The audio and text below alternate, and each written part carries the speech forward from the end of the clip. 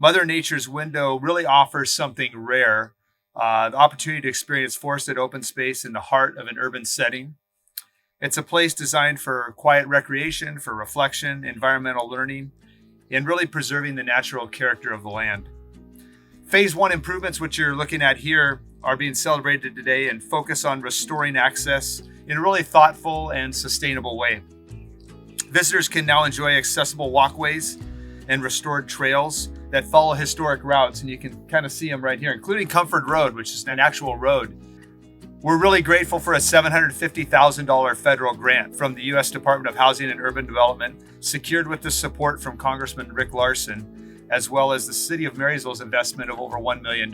That's kind of where the money came to put that in here. So we appreciate, I was out here with Congressman Larson, giving him a little tour a couple weeks ago. He wasn't able to attend today, but he's always been a big proponent of this. And so we're really grateful for that federal money that was key to implementing phase 1 here.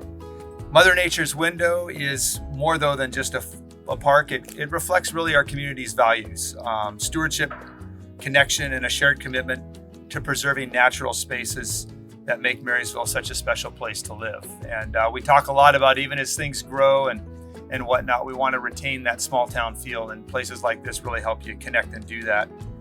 3, 2, 1.